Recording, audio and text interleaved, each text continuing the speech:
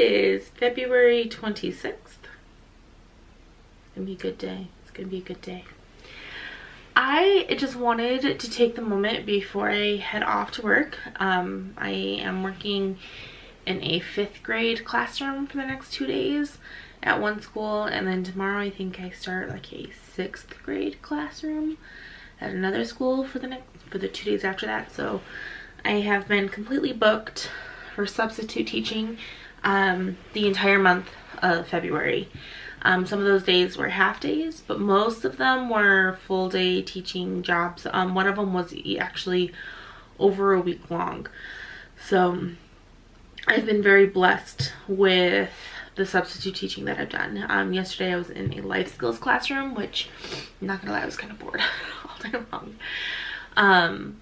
One of the best things about life skills classrooms is that you have the most amazing aides in the entire world, and they all know what role they have. They are all just as equally important as the teacher. They all do just as much teaching as the teacher. Pretty much the teacher in a role of a life skills classroom is, yes, to teach, but also to just gather the data that the aides are collecting in order to make those goals and figure out where each student is at. But I went in and I pretty much sat all day long. They didn't need me. They did not need me. And I kept saying, if you need me, if I can help with anything, let me know. But they had, it was one-on-one help all day with each of the students. And so each aide was assigned a student throughout the day, and they literally just did not need me. If I were to try to help, I would probably be more of a hindrance than anything. So I made short charts all day yesterday. Yeah. For my kids, I'm sure they truly love them. I'm gonna zoom in just a smidge, you guys. There we go. So now you can't see my top knot thing. That's okay.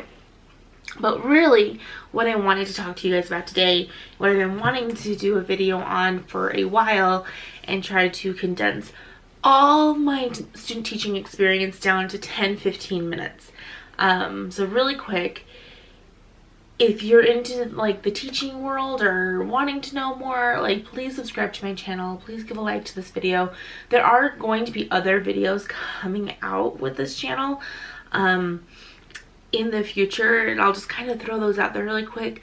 I am planning on starting to do like a Wednesday, like a Wellness Wednesday thing, where I talk about my weight loss journey, where I talk about essential oils and stuff like that, those that my family uses.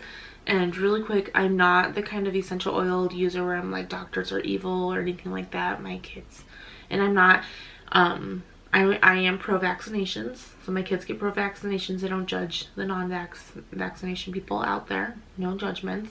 This just, it works for my family and my my belief system, and so just throwing that out there. But I'm also, if there's something that an oil can help with more emotionally, like, yes, there are oils that can help with different body systems and stuff like that, but oils for me are more like an emotional thing, which is nice for my family because we deal with a lot of emotional things.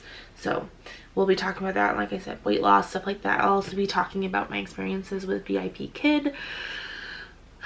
I have gone through the entire application process. I'm just waiting for them to finish reviewing all my information, like my bachelor's degree, my teaching license, all that stuff, in order for me to sign my actual contract so I can get into the classroom and teach. And that takes, I've heard, about a week. So I'm guessing by like next Sunday that should all be approved. But on to like what I want this to be, like 10-15 minutes about student teaching with WGU. So I started student teaching in, I can't even remember, it was like August or September. It was like late August, early September. And the reason really why I can't remember is I started sooner than I was supposed to start. I went to all of the faculty. I was going to start student teaching at the beginning of the school year, so I knew that faculties and schools have back to school night. They have meetings with their staff. They have, you know, they set up their classrooms. They do all these different things. Hi. My husband just danced behind the camera. They have all these different things, and so I decided that I wanted to go to all of those. I wanted to go to all the trainings that I could, all the meetings that I could. I wanted it to be a real life experience because I wanted to know what it was going to be like the following year. The time that it was going to take as much as I could. I mean, I was still a student teacher, and the host teacher, the main teacher, had all those responsibilities, but I wanted to be a part of it. I wanted to get that full experience. And so I went to every single meeting that I possibly could. I didn't have to go to all the meetings that I went to, but I did because I wanted the full experience. So I started before my actual start date with student teaching at the first placement because I went to all those meetings. I went to back to school night. I went and I had a little letter that got sent home about me and stuff like that. My first placement was amazing. It was a dream come true. Like, I was so nervous about my first placement. It was at a middle school and it was with the special education, and something just clicked there for me. Like, it was the school, the setting, everything was amazing. The staff was amazing. I learned so much, and it was more like just the hands-on experience. I taught from, there was like a partial week. The first week I think it was like Wednesday, Thursday, and Friday, and I was teaching Wednesday, Thursday, and Friday. Like, she would teach the first like few classes, and since it was like the same material because it was like introduction stuff, she would turn to me for the last couple classes and she goes, and now it's your turn. And I would get up there and I would teach, and it was a lot of like the modeling of teaching. It was, you know, I do, then a few classes there was some we do together, but then at the end of the day it was you do. And so there was a lot of that in the first week, and then by the second week I was having my clinical supervisor coming like that second week or something. Like, it was early on, and the first period was 8th grade and the second period was 7th grade, and we didn't know how long my clinical supervisor was going to be staying to supervise, and so I was going to have to plan an 8th grade lesson and a 7th grade lesson at that point, and that's all she taught, 7th and 8th grade language arts. And so I figured, if I'm already planning it, if I'm already teaching it to the first 2 periods and it's my lessons, why have her teach my lesson? So by the second week I was teaching all day every day, and it was I did that up until my last week of student teaching. She was actually gone my last week on that Monday, and so there was a substitute teacher, and that was my last day of teaching, was that day, that Monday, and then she took over on Tuesday. And so, like, that was, I taught a lot. I learned so much and I loved it so much. I found out that she was moving away and her job is opening up next year, and I applied for it, and spoiler, I have an interview for that job next Friday, March 8th. So by the time you see this, I would have actually had the interview, I think. So, and I'll let you guys know how that goes later. But that teaching experience was nothing but positive and amazing and everything like that. Now, during that period of time as well, at the very beginning of my student teaching on September 1st, I found I was pregnant, and then September 3rd, I had a miscarriage. So just a couple days after I found I was pregnant, I miscarried the baby. September 4th, I went into student teach. I didn't want to miss a day. Like, I didn't feel like I could. I didn't feel like I could miss anything. I wanted to get everything in, and that was probably the best and worst decision I could have made. I was emotional, but I was able to focus all my emotions onto the students and help them, and it helped me kind of get through it. Well, the last day of me student teaching there, I found out that I was pregnant again, and if you've been following me, you know that we have lost that baby as well. But that brings me into my next placement, which was good, but it wasn't as great as my first placement. I'm going to give you kind of a couple reasons why. And everybody's student teaching experience is different, and so this is just kind of mine. And like I said, I'm trying to give it to you guys like quick and just wrapped up into a nice little ball and give it to you, or a gift or whatever. So my second placement was in a 4th grade classroom at an elementary school that I did my observations in 3rd grade. So half of the students in my class I already knew. I already had that bond, that relationship with them, so I was able to come in, get to know the other half really fast, and just kind of go, kind of a thing. Now the thing with the elementary, like, you teach all the subjects, and I'm sure everyone knows that unless there's something cool or special going on with your elementary school where you kind of swap classes, you teach all the subjects, you teach everything, which was not a big deal. Like, I was able to do it, and a lot of it is like there's a lesson book that you follow, and there's curriculum that you follow, all these different things. So that's what I was doing, except for science. There's no curriculum for science, none. And I never saw the host teacher teach a science lesson. Now this is really important to know. I never saw her teach a science lesson ever, okay? And I'm student teaching. I let her know that I was pregnant at the time, and I ended up getting really sick. I never missed a day for pregnancy though. So I would be teaching, I'd kind of give the teacher this like wonky look, like I'm gonna throw up.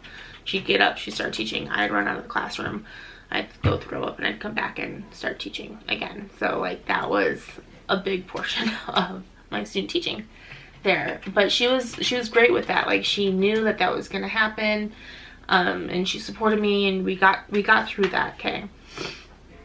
I was doing a lot of teaching, I took over classes relatively quickly, and then she ended up, there was a death in her family, like her sister-in-law or somebody like that passed away.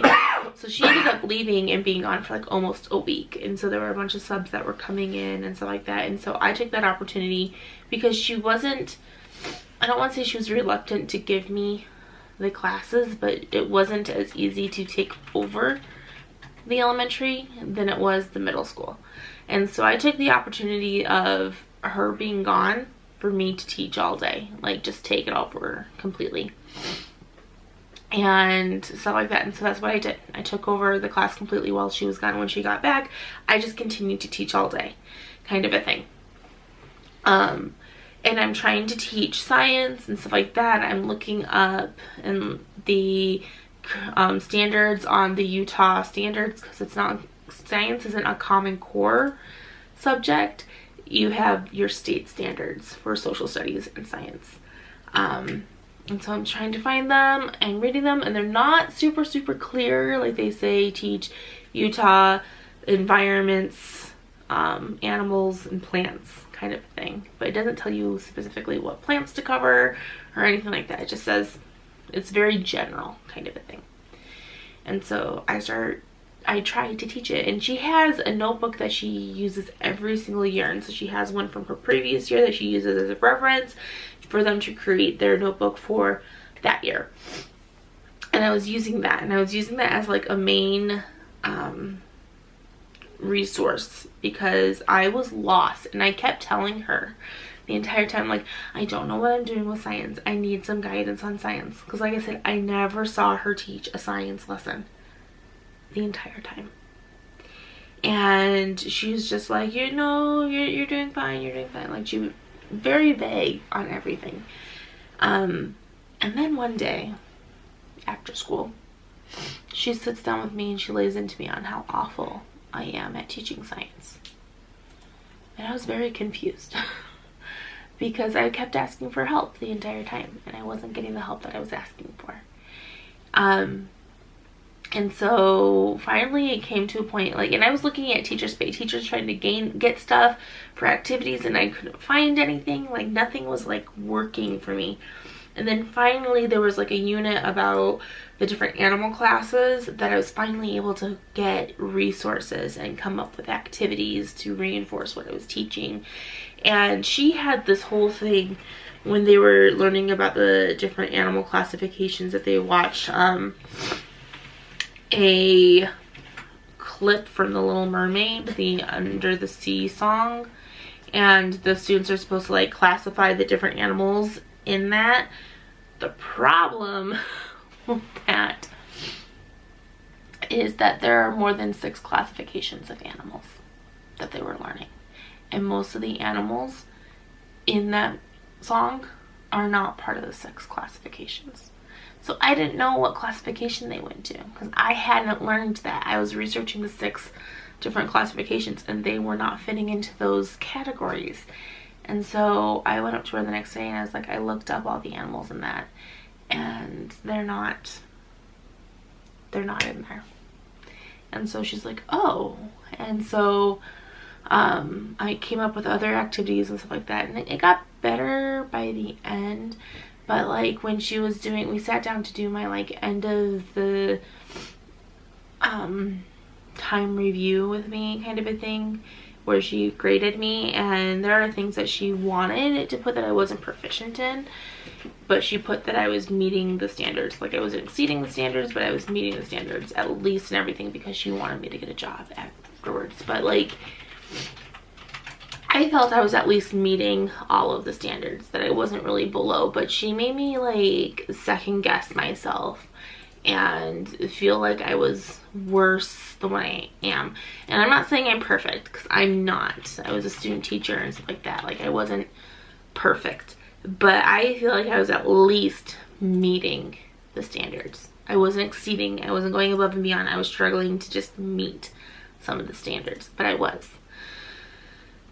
So that was kind of that placement. Also with that placement, there was another teacher within the 4th grade team. It was her first year teaching, and she kept coming in and asking the my host teacher how to teach writing and stuff like that. And again, the host teacher, and I love the host teacher, she would give very vague answers to even this teacher on how to improve teaching with writing. And like her answers were, you just got to do it and it'll get better with time, kind of a thing. Like she wasn't giving like concrete answers on how to improve. Just like when I was asking about science, she was doing the same thing with this first year teacher with writing.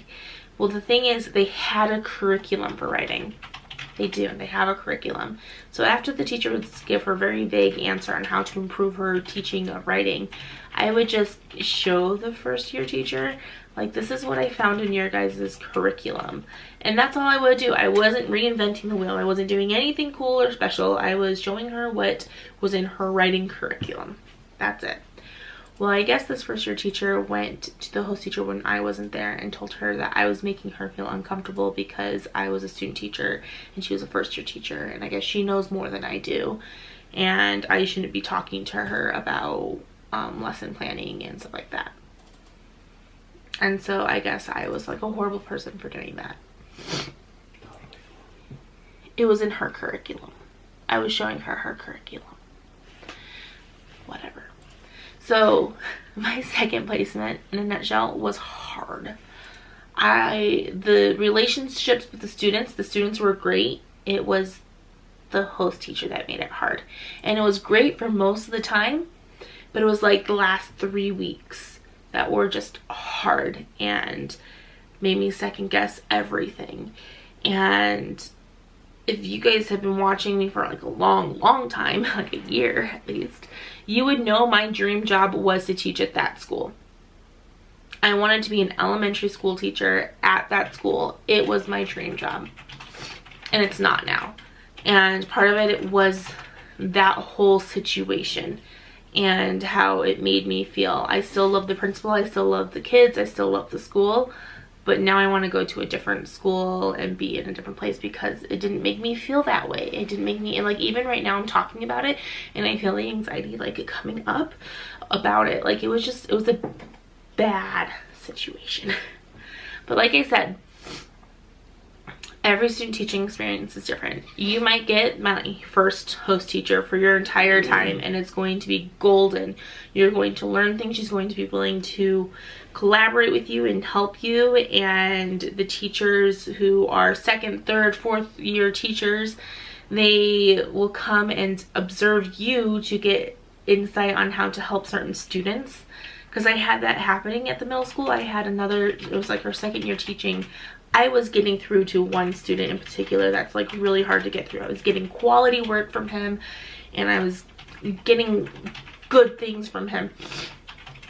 She came in to observe me teaching him so she could take notes and apply that in her class.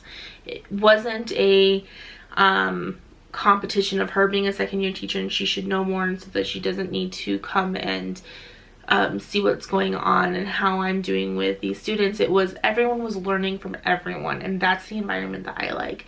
Because even though I'm a student teacher, like I said, I'm not perfect, but I have a lot of life experience. This was not my first rodeo in a classroom. I've been in classrooms many years, and I have something to offer, kind of a thing. I would go to meetings at the middle school that I didn't, like I said, I didn't have to necessarily go to, but I went to these meetings even when my teacher wasn't there. She wanted me to go to these meetings because I had something to offer, and the administration at that school knew I had something to offer. So when I didn't speak up very much in the meetings, but when I did, they listened because they knew I had something to offer. I was respected. I was a peer. I wasn't lesser at that school, and I loved that. So just overall, so you would know, in general, your student teaching experience at WGU, it's gonna be great. It will. It's gonna be your mindset. You can have, even my elementary school students teaching experience was great in my mind. Like, it was hard at times, it was frustrating at times, but it was great. If you form the relationship that you need with your students and you work your hardest, it will be great. And so I just wanted to let you know that that's the way it works. Like, it's all in your mindset. It's how you're perceiving it and stuff. Don't get bogged down if you have a host teacher that is telling you that you're awful and wanting to like just lay into you all the time. Yes, it's frustrating. Yes, it's going to weigh down on you. But if you focus on those relationships with those students and you try to help your students, have the mindset, I am here to teach my students. I am here to help my students. I'm taking what my host teacher is saying. I am trying to apply it so that I can help my students. Then your student teaching experience will be amazing, because you will know that you did the best that you could for your students. That's pretty much all I have for you guys today. So I'm gonna let you guys go because I actually need to head off and go to work. So I will see you guys in my next video. Bye.